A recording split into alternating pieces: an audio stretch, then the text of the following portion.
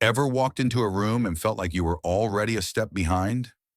Like others had this invisible power, commanding the space without saying a word. While you were busy over-explaining, overthinking, and slowly losing your edge?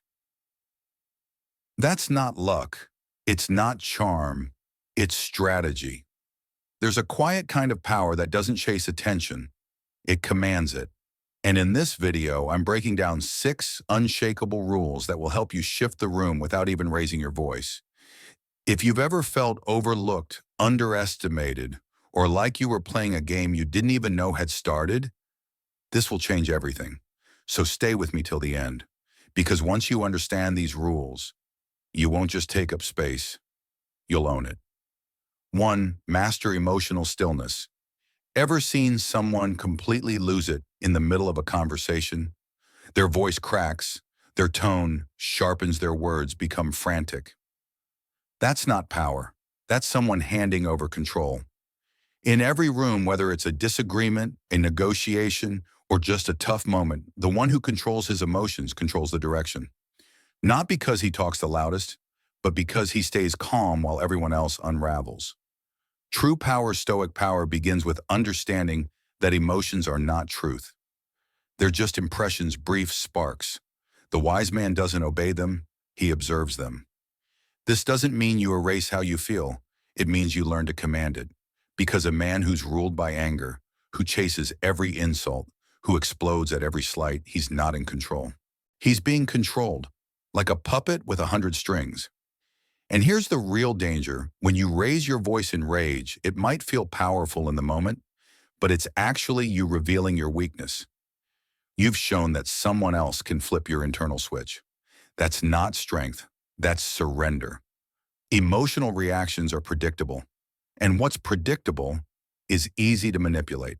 The moment someone realizes they can make you angry, distract you, or throw you off your game, they don't need to defeat you. You'll do it yourself. Think about it. When was the last time someone said something that pulled you into an argument? Maybe they mocked your effort, doubted your worth, and you snapped. You reacted. You sent a sharp reply or raised your voice. Did that bring you peace, or did it throw you off balance? You stopped acting from principle and started reacting to provocation. That's where most people lose. Not in public, but inside. But the Stoic, he waits. He watches. He sees insult as a test and anger as a trap. He knows that silence, well-placed intentional silence, can show more power than shouting ever will. Imagine standing face to face with someone trying to rattle you, and you stay calm, pulse steady. No raised voice, just a slight smile. You don't chase their chaos. You let them burn out while you remain unmoved. That is true power. You've already seen how emotional stillness is the quiet force behind real power. Now let's go one layer deeper. What does control actually look like? Some will tell you that showing emotion makes you more human, that it builds connection. And yes, it can, but only if you control when and how you reveal it. Because if you bleed your feelings every time someone pushes your buttons, you become readable. And what's readable is controllable. A man who wears his emotions on his sleeve, he's easy to figure out and even easier to manipulate. In a Stoic life, emotional restraint isn't about being cold or distant. It's about protecting your center. Marcus Aurelius reminded himself daily, you have power over your mind, not outside events. That's not poetry. That's strategy. Because the world, it will test you. It will pull at your patience. People will insult you, misunderstand you, and try to provoke a reaction. And in every one of those moments, you face a choice. Do I respond out of impulse, or do I respond from my discipline? The man who can pause before he speaks, he holds more strength than the one who tries to dominate through noise. Picture this: someone insults you in front of a crowd.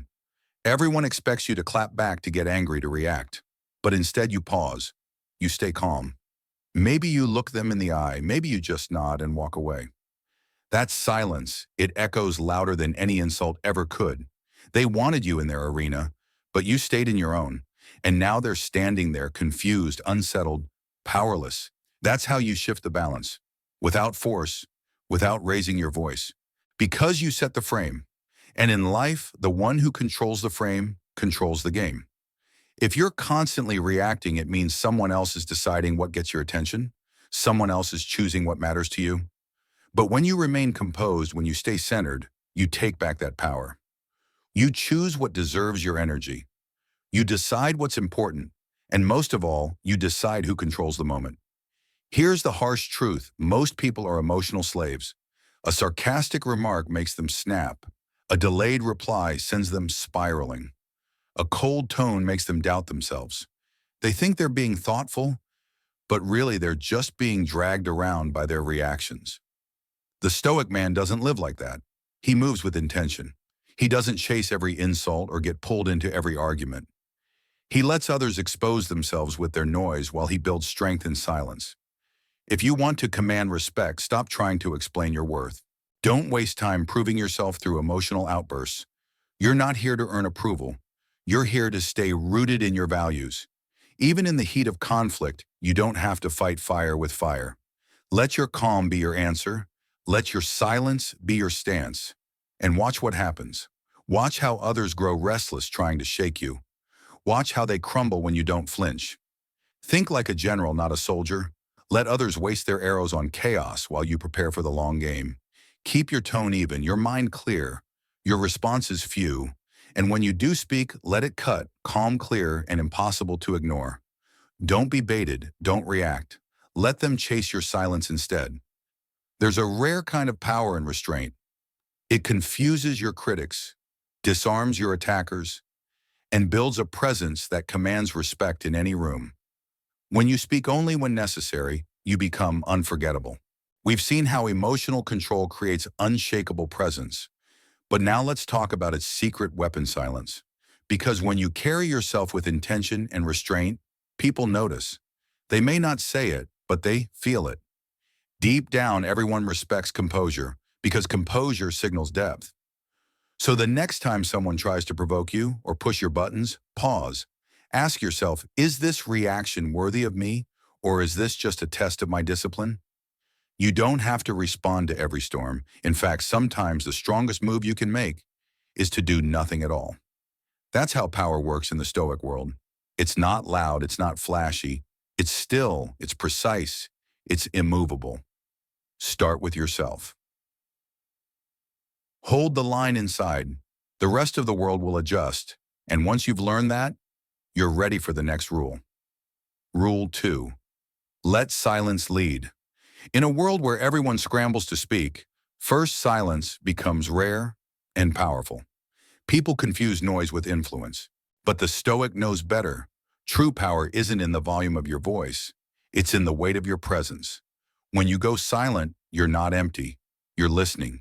You're watching. You're calculating. While others rush to prove themselves, you conserve your energy like a sharpened blade kept hidden in its sheath. Look around. What do you notice? Most people are terrified of silence. They rush to fill it, afraid of the discomfort, afraid of the unknown. But that space, that is where you begin to win. When you stay quiet, others start projecting. They guess what you're thinking. They fill the silence with their own assumptions, judgment, wisdom, disinterest. And the more they guess, the more they reveal. Not because you asked, but because they can't handle the silence you created.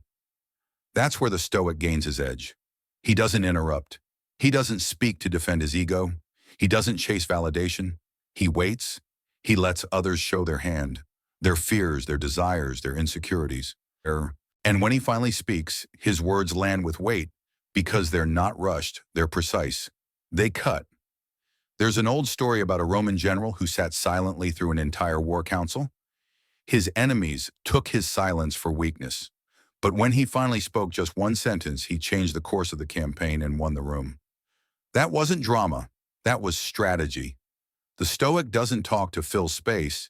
He talks to shape outcomes. And every second of silence before he speaks, it gives his words more power. Silence also tests the soul. Can you sit across from someone, look them in the eye and say nothing without breaking? Can you let the tension build without rushing in to fix it? Most people can't. They get nervous. They start oversharing, rambling, confessing things they didn't mean to, bargaining with themselves just to escape the pressure. And all you did was wait. All you did was hold your line. In a negotiation, it's often the man who speaks least that wins, not because he's hiding something, but because he's anchoring. He creates space. He watches others rush in, overshoot, and overoffer. Then he responds clearly, simply with truth. That kind of restraint, that's power. That kind of discipline, that's persuasion. And even outside of pressure cooker moments, silence still works its magic. In a business meeting, a pause after a question shows confidence. It tells them you're not desperate to impress. In a job interview, holding silence signals composure. So now you understand the power of silence, how it can shape perception and shift entire conversations. But what happens when your silence becomes your signature? When a man speaks less, he's not viewed as confused, he's seen as confident. Why? Because he's not grasping, he's not chasing validation, he's not desperate to be understood. And that is what makes silence sacred. It's not about hiding, it's about knowing. It's a reflection of inner sufficiency. When you no longer feel the need to react to every comment, when you don't flinch at every dig, people notice. They start treating you differently. They lean in when you speak. They wait for your opinion. They scan your face for reaction, and when they get none, they question themselves instead. The Stoics understood this well. They taught that true control starts from within, and that silence is one of its purest signs. Silence isn't weak. It's not passive. It's a stance. It's a message. It says, I know who I am. I know what matters, and I don't need to perform for your approval. Here's the deeper truth: when you're always talking, you become common, predictable, easy to read. But when you speak with restraint, you become rare. And in this world, rarity is power. Let your voice be something people earn, not something you scatter in every direction. Speak like each word costs you something. Let them come to you. Let them wonder. Let them work for your perspective. Because what's scarce becomes valuable. Silence creates contrast. It gives shape to your words. It adds meaning to your presence. Without it, your voice becomes just more noise. But with it, even a single sentence can shift the entire room. The goal isn't to be silent. The goal is to be measured, to know that timing matters as much as content. And when you finally speak after holding your silence like a blade and unsheathing it at the perfect moment, the impact is unforgettable. So train yourself. Learn to be calm in a room that demands noise. Let others stumble over their need to be understood. Let them fill the air while you command the room with stillness. And when you speak, make every word count like it was chosen in battle. This isn't just conversation, it's strategy, it's composure, it's dominance through stillness. Master silence, and you'll never need to beg for respect. You'll command it, and once you've mastered that kind of control, you're ready for the next rule. Rule 3, be strategically misunderstood. There's a unique kind of strength that doesn't yell for attention. It doesn't advertise itself. It doesn't need to. It watches, it listens, it lets others talk, it lets them assume, and quietly from the shadows, it controls the entire board. This is the art of psychological misdirection, a Stoic secret weapon not rooted in deception, but in discipline. The discipline to remain unreadable, to offer just enough truth that people think they know you while leaving out the rest.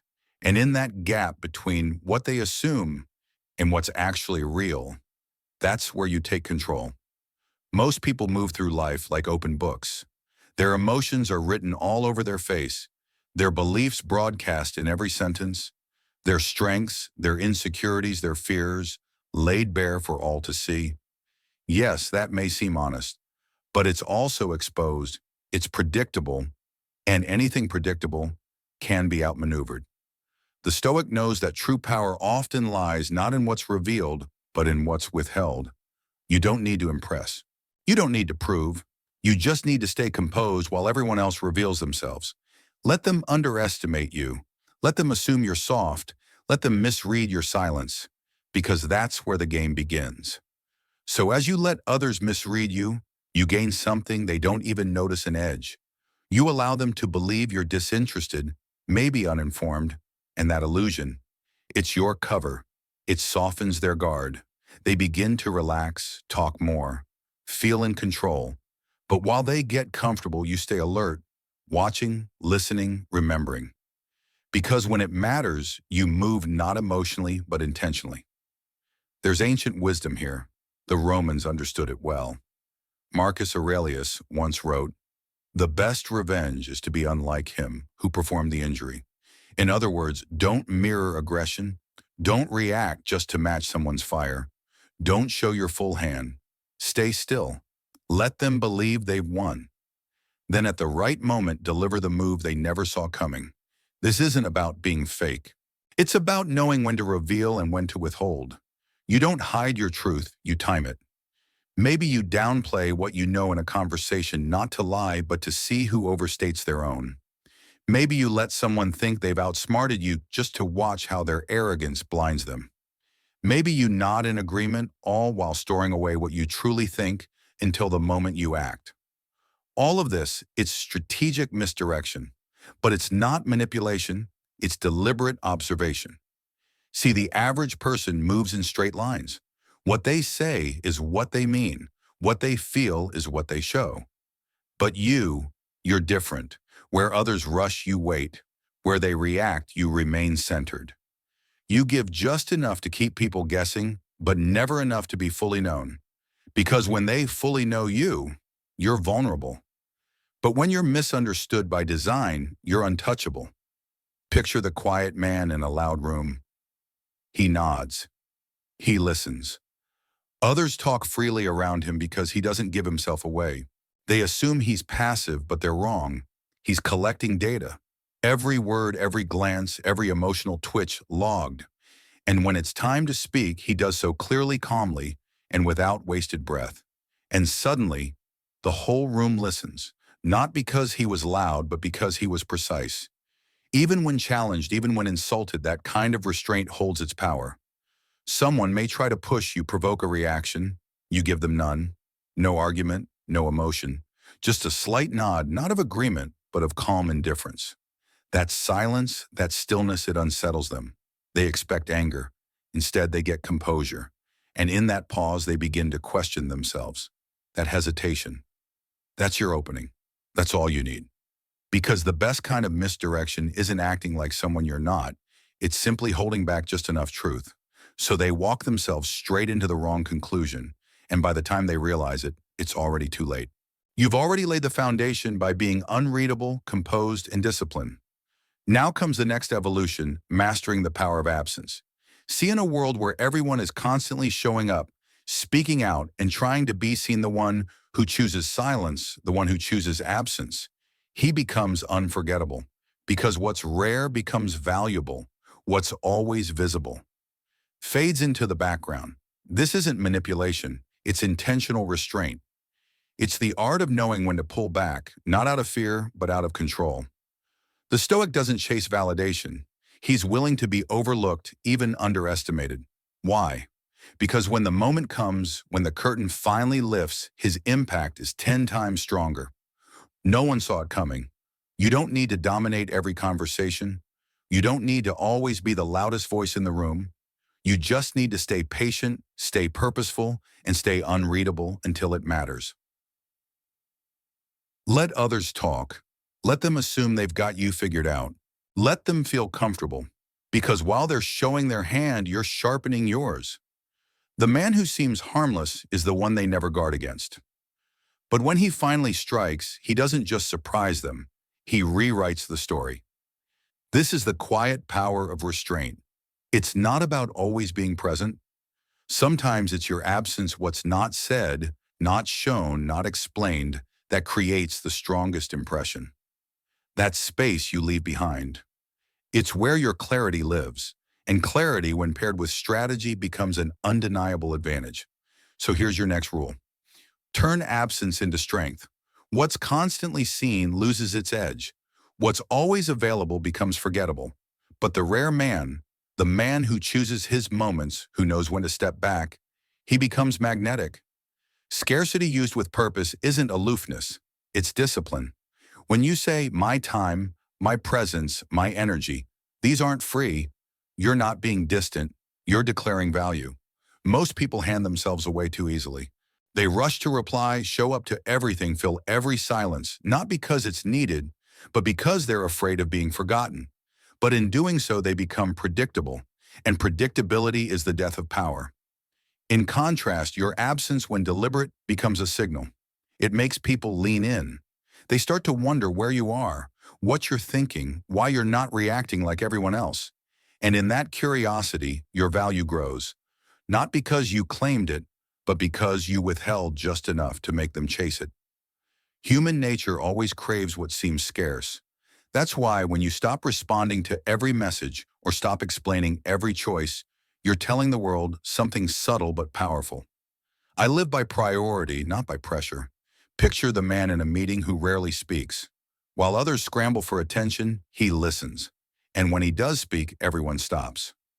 Not because he demands it, but because he's earned it.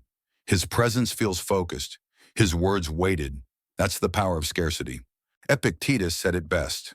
If you want to improve, be content to be thought foolish and stupid. Why? Because the moment you stop needing to be seen, you become someone they can't stop watching. And here's the beauty of it. Scarcity teaches people how to treat you. If you're always available, your time is treated like it's disposable. But if you set limits, if you pause before responding, if you reserve your presence for what matters, people adapt. They come more prepared.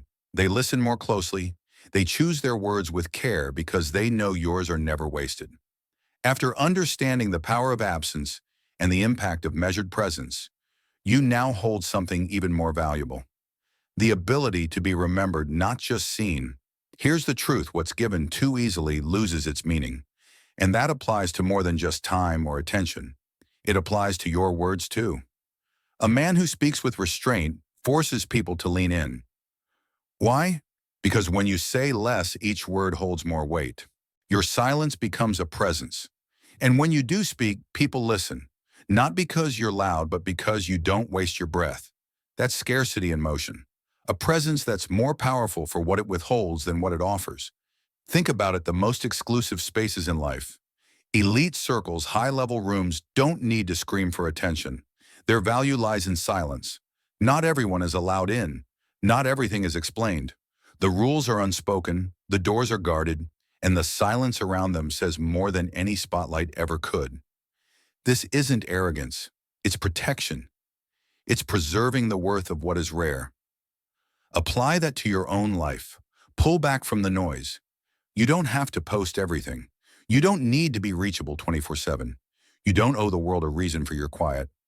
Sometimes the most powerful move you can make is to disappear. Let your silence speak for you. And when you do show up again, let it feel like an event, not a routine. Because this isn't about playing games. It's about training the world to respect your time. When people see that you move by your own clock, that your attention isn't for sale, they stop expecting access. They start earning it. And more importantly, you stop giving your energy away to anyone who simply asks. You stop sprinting toward visibility. You start walking calmly, purposefully toward what truly aligns with your values. You don't dilute your presence, you refine it. Let others scramble to be seen in every room. Let them burn themselves out chasing approval. You stay still. You stay strategic. And when you move with clarity. Because in a world addicted to attention, the man who is rare becomes revered. Remember, you don't need to be seen by everyone. You only need to be remembered by the right ones. And once you master that, once scarcity becomes your strength, you're ready for the next principle of unshakable power. Rule 5. Lead quietly through reflection. Not all strength roars. Not all leadership demands obedience. Sometimes the most powerful man in the room says nothing. He doesn't command with force. He leads like water, calm, precise, and quietly transformative. This is the power of mirroring. The Stoic understands this influence doesn't always come from control. Sometimes the best way to lead is to reflect what you see, guide it gently, and let others feel like the decision was their own all along. People don't trust what pushes them. They trust what feels familiar. So when you speak like they speak, move like they move, pause like they pause, something softens inside them. Resistance fades. They feel seen. And when someone feels seen, you've built a bridge that no debate could ever cross. The Stoic doesn't try to win arguments. He wins minds. He creates a presence that feels safe without ever trying too hard. This isn't mimicry, it's calibrated alignment. It starts with deep observation. You notice how someone sits, how they form thoughts, how fast or slow they speak, where their energy flows, whether high and erratic or low and deliberate. Then you match it just enough. Not like a performer, not like a mirror, but like a presence that understands. Once you begin to mirror someone with intention and presence, something powerful starts to unfold. They feel seen. And when someone feels understood, even in the smallest way, it opens doors that force or persuasion could never touch. You may not see the shift instantly, but make no mistake, it's there, because deep down everyone wants to be understood. They may not say it out loud, they may even deny it. But the moment they sense that you get them, the walls start to come down. If you come into a conversation too strong, too polished, too fast, you trigger their defenses. But if you match their rhythm, their tone, their pace, they begin to feel safe. They lean in, they soften. And in that stillness, that rare quiet space, you find your opening. From that moment on, they begin to follow your lead. Not because you demanded it, but because you created alignment. That's the secret. True influence isn't control, it's movement. And people move with those they feel emotionally safe around. That's what mirroring does. It builds trust without pressure, rapport without force. You haven't seized control. They've handed it to you willingly. This becomes even more powerful in subtle power dynamics. The Stoic understands that dominance doesn't come from taking up space or raising your voice.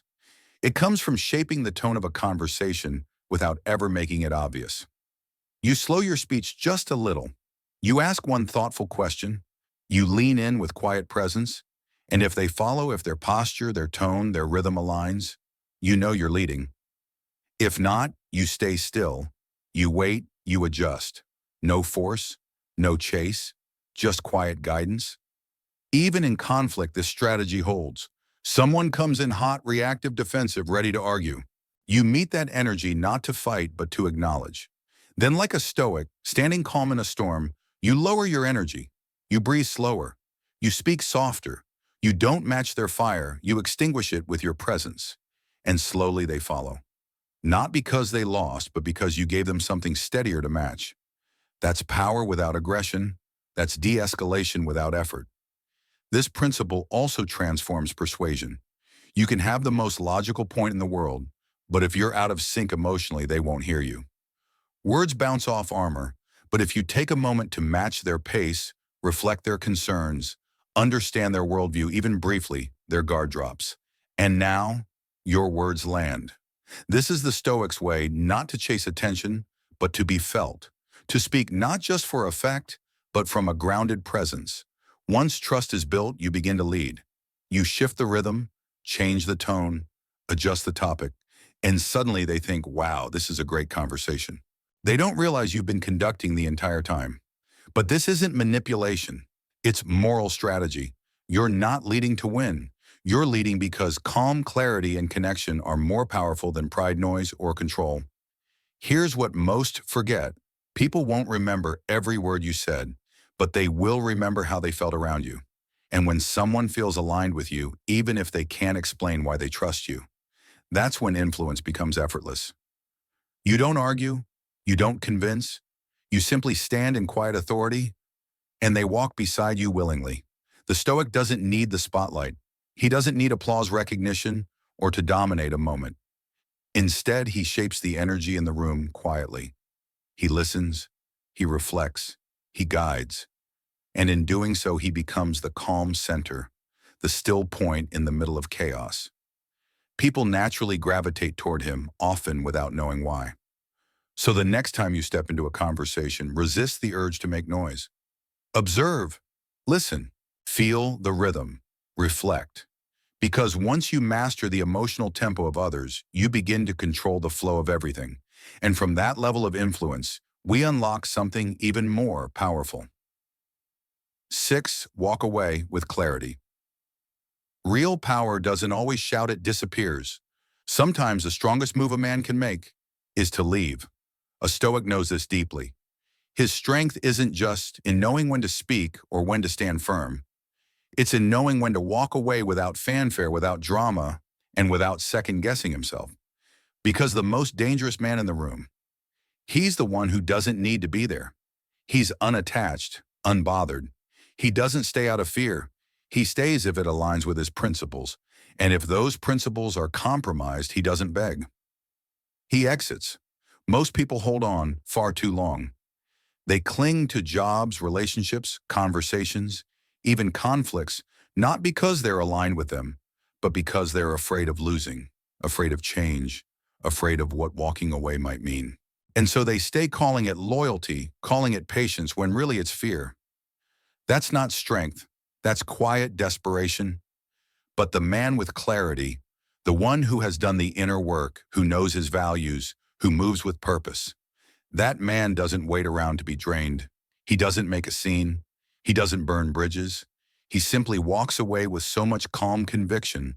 The silence he leaves behind echoes louder than any argument ever could. His absence creates tension. His departure demands reflection, and it makes others question their position, not his. This isn't about being cold. It's about being clear. You've already set your standards. You know what aligns with your path and what doesn't. So when something breaks that alignment, you don't plead, you don't explain, you leave, not from emotion, but from discipline. Whether it's a fruitless conversation, a deal that wastes your time, or a connection that drains your peace, you don't fix everything. You assess, you decide, you exit, not in anger, but in self-respect. Because when you've done the work of defining your values, you're never trapped. You're not desperate. You're not waiting for approval. You move when it's time to move. And that clarity, it makes you powerful in ways others can't predict. People sense when you don't need them. And in that moment, everything shifts. In business, your terms become firmer. In relationships, your presence carries weight. In any room, your quiet detachment commands attention. Why? Because you've built a life that isn't ruled by fear. You've crafted an inner world so steady, no external situation can control it. Even in an argument, the wise man knows sometimes silence followed by departure is the loudest response. Let them raise their voice. Let them try to spin the story. You walk away, and that empty space you leave behind, it speaks volumes. Later, they'll replay the moment wondering why you didn't stay, why you didn't fight, and that silence, it becomes your echo. That absence, it becomes unforgettable. Walking away isn't just an act of strength, it's a commitment to your future. It protects your time, your clarity, your energy. It shields you from resentment because you chose to leave before you were drained, because you turned the page the moment the story stopped serving your growth. And here's the thing people notice. Even if they never say it, they feel it. They recognize the man who doesn't beg, who doesn't cling, who isn't afraid to walk away. And when they sense that you could leave at any moment, they start treating your presence with reverence. That is the quiet power of exit. And from that stillness, from that clarity, you move forward steady and prepared for whatever comes next. Because real power doesn't need to shout. It doesn't need the crowd or the applause. True power moves quietly. It sees clearly. It chooses wisely. These 6 rules you've just learned, they're not tricks. They're not tactics for domination. They're disciplines, practices of presence, honed by restraint and shaped by reason. When you master your emotions, when you speak less and listen more, when you allow others to misjudge you, to underestimate you, when you guard your energy led subtly and know exactly when to walk away, you stop reacting to the world and start shaping it. Because while most people live on the surface, drowning in noise and chasing approval, you now carry something far rarer, the calm of a man who knows himself. So if this message struck a chord in you, if something in your spirit whispered, "This is who I want to become," then take a breath and let it settle. Subscribe if you're ready to keep sharpening that edge. Drop a comment below with just 3 words. Stay 5 steps. Let it anchor this mindset into your memory. Because the world doesn't need another voice begging to be heard. It needs a presence that can't be ignored. Be that presence, and I'll see you in the next lesson.